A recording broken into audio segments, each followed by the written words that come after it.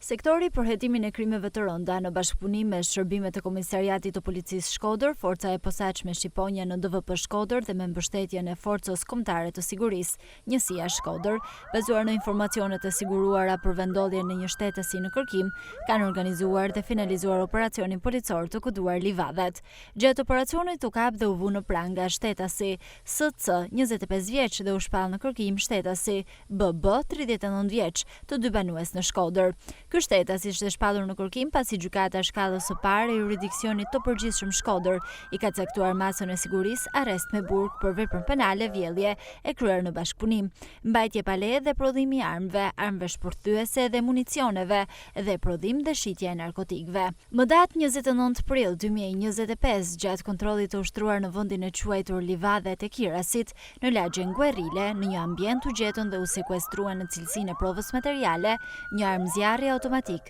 municione luftarake, një sasi lënde e dyshuar narkotike kanabis, si dhe automjeti tip Toyota, pa targ i cili u gjet i fshehur dhe i mbuluar në një distancë rreth 100 metër larg, ku pas verifikimit rezultoi se ishte e vjedhur në qytetin e Durrësit. Vijon puna intensive për kapjen e shtetasit BB dhe për dokumentimin e plot të kësaj veprimtarie kriminale të këtyre dy shtetasve. Materialet proceduriale u referuan prokurorisë së Shkodrës për veprime të mëtejshme.